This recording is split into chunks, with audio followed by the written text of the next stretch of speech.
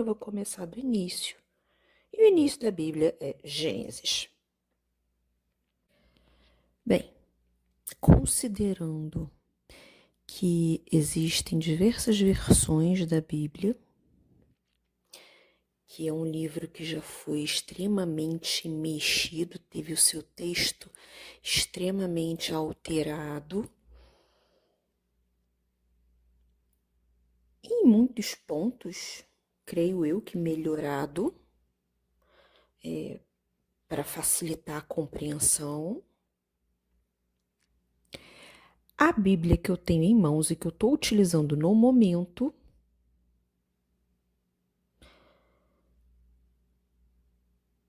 subtitula Gênesis como a criação dos céus e da terra e de tudo que neles há. Ok, ela começa falando que no princípio no princípio criou Deus os céus e a terra. Primeiro a gente já observa que o verbo está antes do sujeito. Então, a importância da ação, ela é anterior à importância do sujeito. E a contextualização, ou seja, no princípio, é o pano de fundo onde aquela ação é impregnada na onda.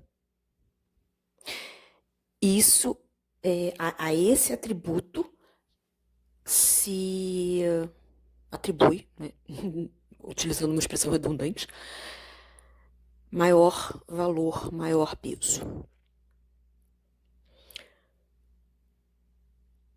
Enfim, os céus e a terra. Os céus aí,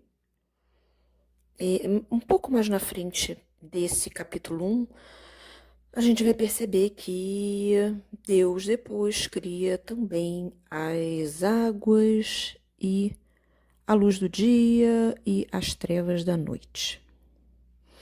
Então, quando ele coloca aqui, aliás, né? Quando a Bíblia relata que os céus e a terra,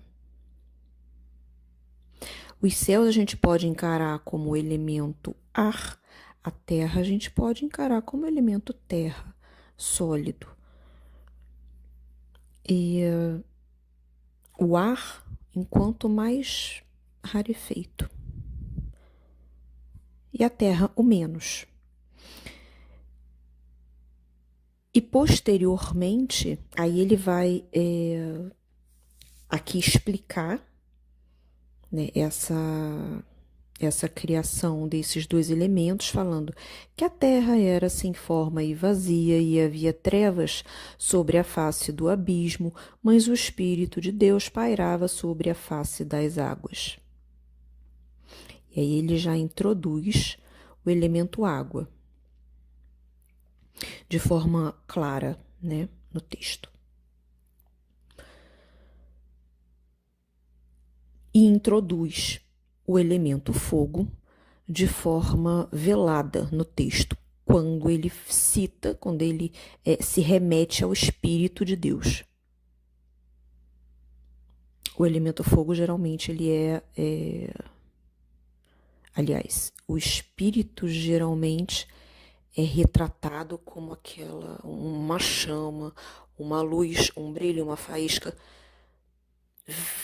Todos os atributos do elemento fogo, eletricidade, por aí vai. Dependendo da circunstância. Então, já dentro, logo em seguida, né, já dentro do primeiro capítulo mesmo,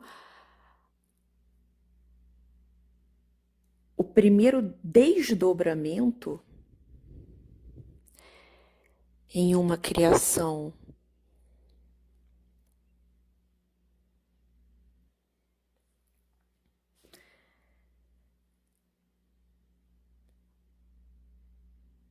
da matéria é o elemento fogo e o elemento água, o que forma, né, os 4 elementos clássicos primordiais: ar, terra, fogo e água, que são a dualidade e as suas inversões, os seus avessos. Quando eu falo em dualidade, eu falo em yin e yang, né? E todas as derivações desse conceito, todos os colaterais.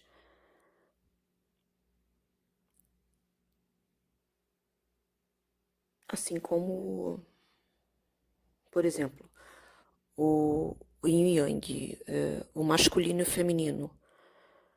Você pode ter ambos em pé, ou você pode ter ambos de cabeça para baixo. E aí entram os 4 elementos.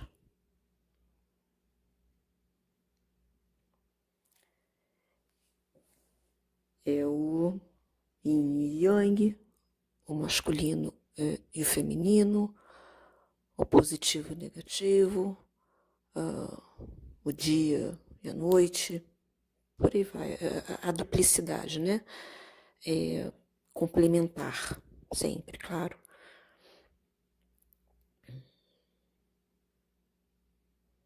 Que se desdobra em si mesmo,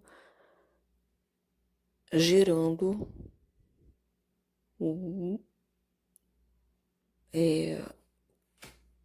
o quadrado, gerando 4 posições, gerando gerando mais um desdobramento, ou seja, um quadrante, digamos assim, no espaço. No versículo 3 do primeiro capítulo, está escrito: disse Deus, haja luz, e houve luz. Essa luz remetida aí nesse terceiro versículo é uma mesma manifestação, aliás, mesma de forma nenhuma, é uma outra manifestação do mesmo elemento fogo do Espírito de Deus, que havia aparecido no versículo 2º do primeiro capítulo.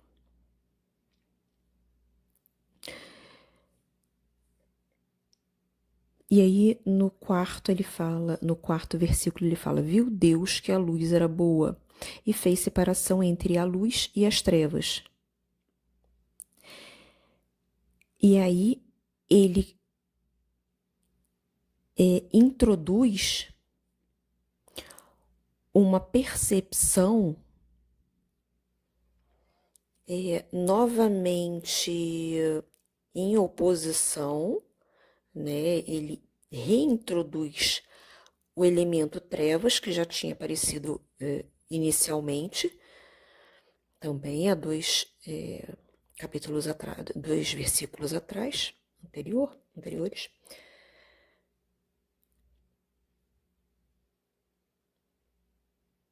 Mas aqui ele introduz como uma oposição à luz. Porque no 1.2 ele cita as trevas sobre a face do abismo, ou seja, ele cita as trevas quase como um mostruário, um expositor, um outdoor, aquilo que É a aparência principal, tipo figura de rosto.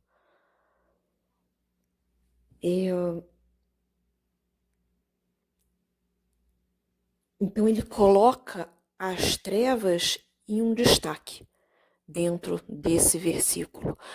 Quando a gente passa por um 1.4, ele já realoca a escuridão, que é essa que ele chama de trevas, enquanto oposição, porque em realidade ele criou a luz, ele, enfim, o Fiat Lux, né?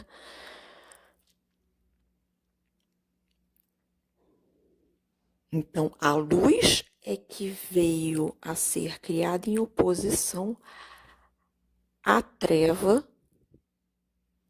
vigente no início. Assim como a gente consegue pensar que, por exemplo, uma criação de um feto, né, de uma vida humana feita no útero, intrauterina, útero é aquele lugar escurinho, né? E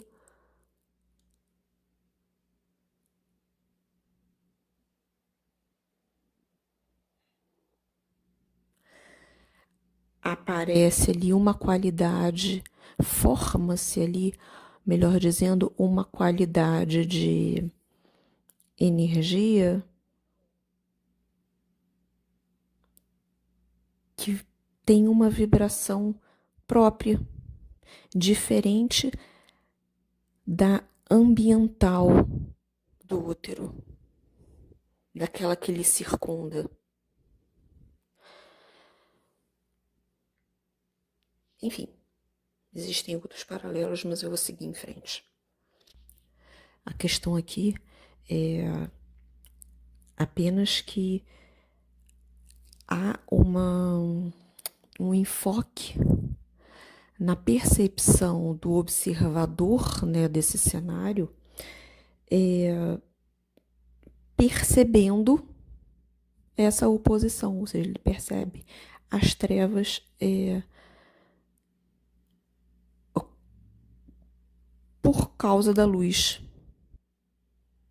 Mais ou menos isso, porque já que antes só havia trevas, então depois fez-se a luz, só havia trevas com o Espírito de Deus. Imerso, inserido na superfície das águas. Então, quando a luz foi feita, ela gerou essa percepção diferenciada da treva. No 1.4, como ele fez luz e trevas,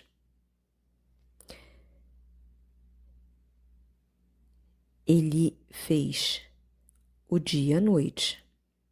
E daí no 1.5 ele fala, e Deus chamou a luz dia e as trevas de noite.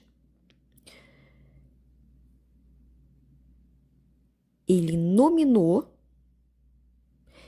e, além disso, ele ainda acrescenta que e foi a tarde e amanhã o dia primeiro. Ou seja, além de acrescentar, além de nominar, ou seja, tornar inteligível um processo, inteligível e né, compreensível, um processo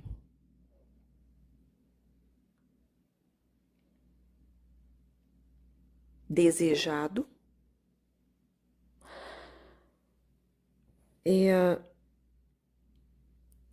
ele ainda percebeu à tarde. E ele falou, e foi à tarde e amanhã, o dia 1º.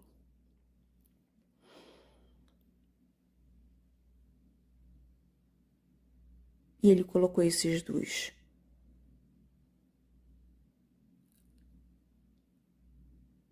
Ele classificou esses dois também. Porque à noite ele já tinha classificado, porque à noite ele já tinha colocado desde o início, porque era a treva, né? As trevas. Ele coloca sempre no plural. A escuridão, as trevas. Bom, no item 1.6 está escrito: E disse Deus: haja um firmamento no meio das águas e haja separação entre águas e águas. Aí a gente consegue pensar em firmamento como Via Láctea, como as constelações da eclíptica, que aparecem pra gente na abóbada celeste, né? E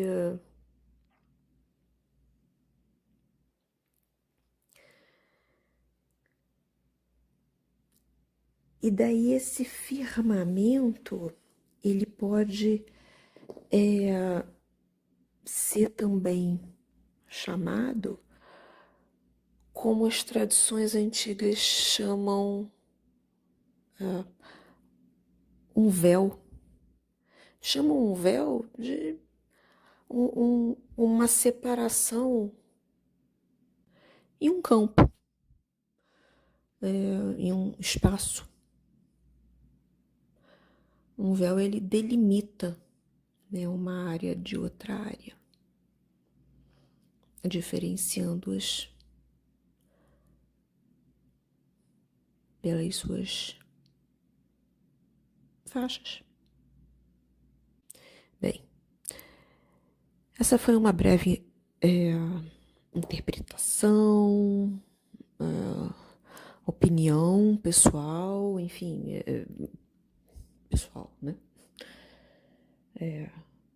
Conexão de ideias, né? A respeito do Gênesis, capítulo 1, versículo até o 7º. Então, por esse vídeo é só isso. Fiquem bem. Até a próxima.